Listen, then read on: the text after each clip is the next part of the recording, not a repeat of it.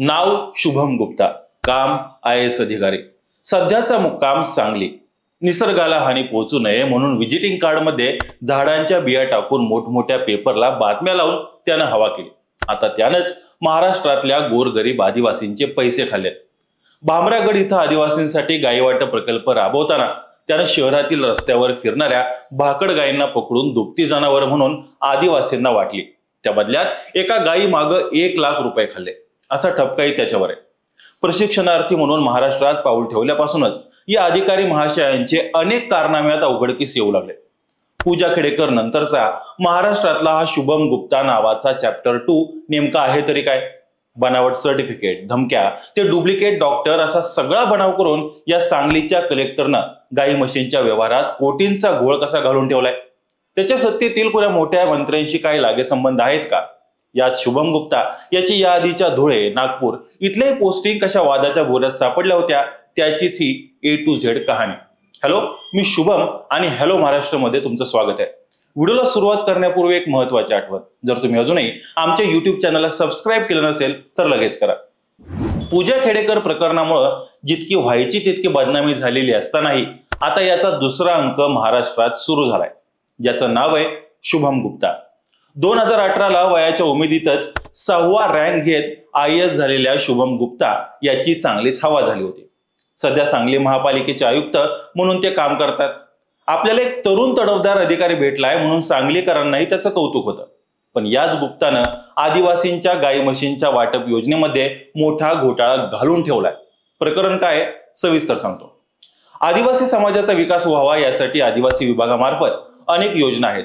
त्यातील आदिवासी लाभार्थ्यांना दुधाळू गाई म्हशींचं वाटप केलं जातं, त्यातून त्यांना उत्पन्न प्राप्त होईल म्हणून सरकार ही योजना चालवतं।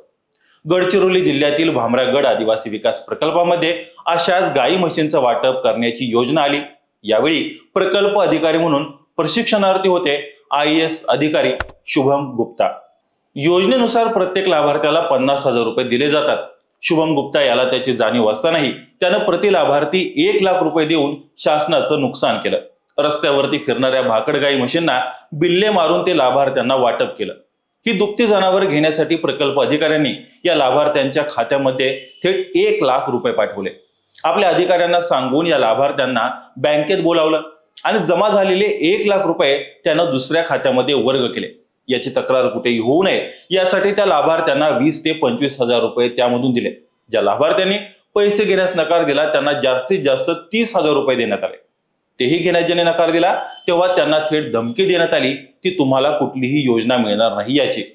हे सर्व चुकीचं होत असल्याचं कार्यालयातील कर्मचारी आणि अधिकारी यांनी प्रकल्प अधिकाऱ्यांना सांगण्याचा प्रयत्न केला, मात्र त्यांनाही धमकावून शुभम गुप्ता यानं तुझी बदली करू, तुझी चौकशी लावू अशा स्वरूपाच्या देखील धमक्या दिल्या।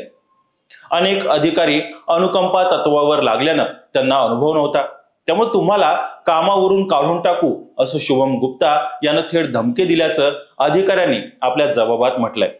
या योजनेत जनावरांच्या फिटनेस सर्टिफिकेटसाठी पशुचिकित्सक यांचं सर्टिफिकेट आवश्यक असताना तो तर या डॉक्टरला उभं करून बनावट सर्टिफिकेट शासनाला सादर केलं। या योजनेची तक्रार होण्यास सुरुवात झाल्यानंतर प्रकल्प अधिकाऱ्यांच्या अंतर्गत चौकशी समितीही तयार झाली, मात्र या गुप्तानं या समितीवरही दबाव टाकून आपल्याला अपेक्षित ते सर्व बदल करून घेतले। अखेर अप्पर आयुक्त आदिवासी विकास नागपूर यांच्या अंतर्गत एका समितीनं सर्व लाभार्थ्यांची आणि अधिकाऱ्यांची चौकशी केली।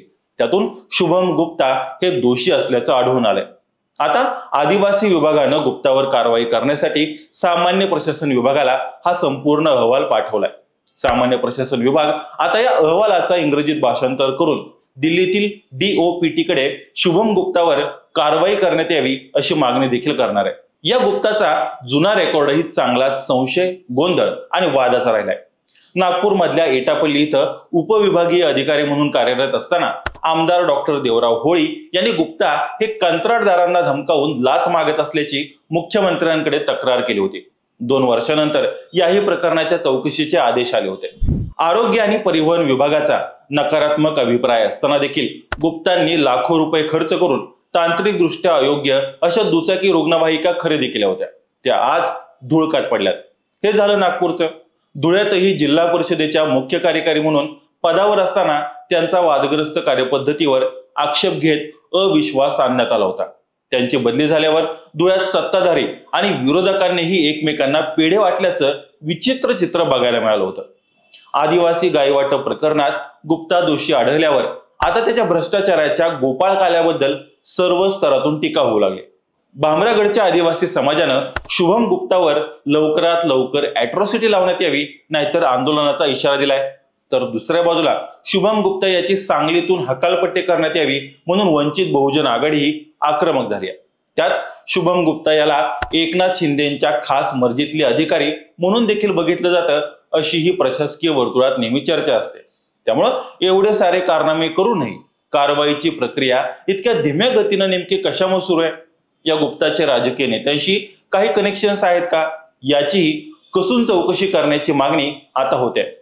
पूजा खेडेकर, शुभम गुप्ता यांसारख्या अधिकाऱ्यांना नेमकं पाठीशी कोण घालतंय? राज्यातील बड्या लेवलच्या अधिकाऱ्यांच्यातच झोलमाल होत असेल तर सर्वसामान्य जनतेनं कुणाकडे मदतीचा हात मागावा, हाही मोठा प्रश्न आहेच। बाकी शुभम गुप्ताला नेमकं पाठीशी कोण घालतंय, या सगळ्या प्रकरणावर तुमचा अँगल काय सांगतोय ते आम्हाला कमेंट करून नक्की सांगा। आणि अशाच नवनवीन आणि इंटरेस्टिंग व्हिडिओसाठी हॅलो महाराष्ट्र या आमच्या चॅनलला लाईक, शेअर आणि सबस्क्राईब करायला विसरू नका। व्हिडिओ शेवटपर्यंत पाहिल्याबद्दल धन्यवाद।